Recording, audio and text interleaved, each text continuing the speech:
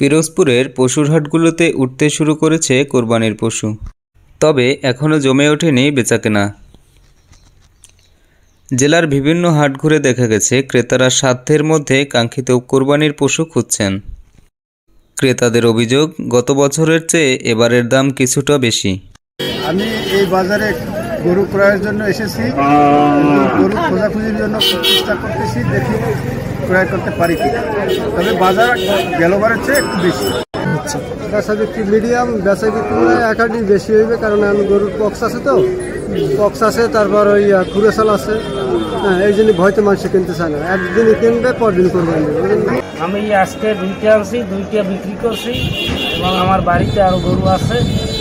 এই সামনের যে 2 হাট, সামনে শনিবার আর মঙ্গলবারে যে হাট, এই 2 হাটে ইনশাল্লাহ বেচা কিনে ডাবল হবে। এদিকে গোখাদ্যের দাম বাড়ায় গরুর দাম বেড়েছে বলে দাবি করেন খামারি ও বিক্রেতারা। আমার খামারে 5টা গরু আছে, তার থেকে আমি একটি গরু এনেছি। আমি 200 দাম চাইছি, 150 দাম বলছি। সামনের বাজারে কি হয় তা তো বলা যাচ্ছে না। তো খাবারের খুব দাম, মনে করেন 60 থেকে 65 টাকা বুসির কেজি, 50-55 টাকা ফিটের কেজি। সে তুলনায় গরুর দাম খুবই কম। জেলা প্রাণী সম্পদ কর্মকর্তা ডাক্তার তরুণ কুমার শিকদার জানিয়েছেন, শেষের দিকে পশু বিক্রি বাড়বে। প্রথম বাজার তো একটু দাম বেশি চাইতেছে, আবার কোনো জায়গায় একটু দাম কম আছে।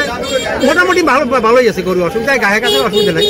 আমরা একটা কিনছি 90-তে, 92-তে কিনছি আমরা। ভাই, আমি তো মূলত গরু কেনার জন্য আসছিলাম। তো গরু কেনার ক্ষেত্রে আসা যে আমরা দাম দেখতেছি, সেটা আমাদের সাধ্যের বাইরে। গত বছর যেই গরু 80,000 টাকা বিক্রি হয়েছে, সেই গরু এবার বিক্রয় মূল্যই চাচ্ছে 1,60,000 টাকা, এইরকম।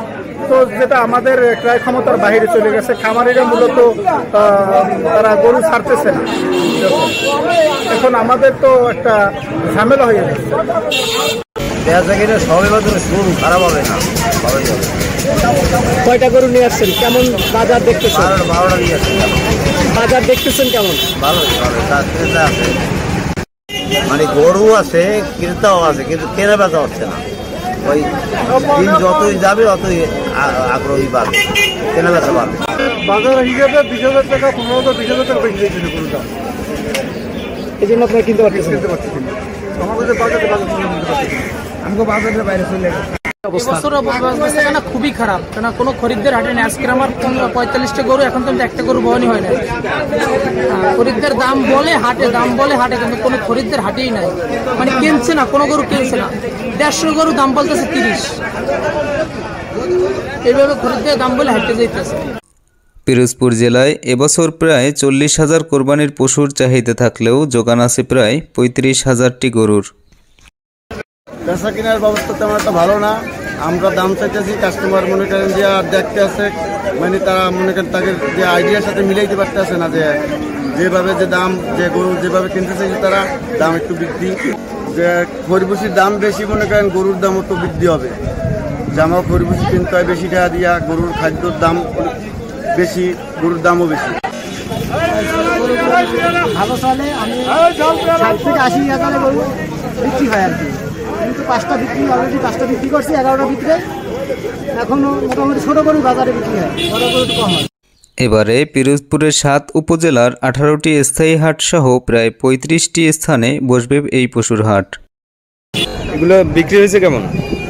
হয় মোটামুটি। আজকে কেমন বিক্রি হলো? 30-40টা। তার মানে মোটামুটি যারা গরু কিনতেছে সবাই কি কিনতেছে, না কম বেশি?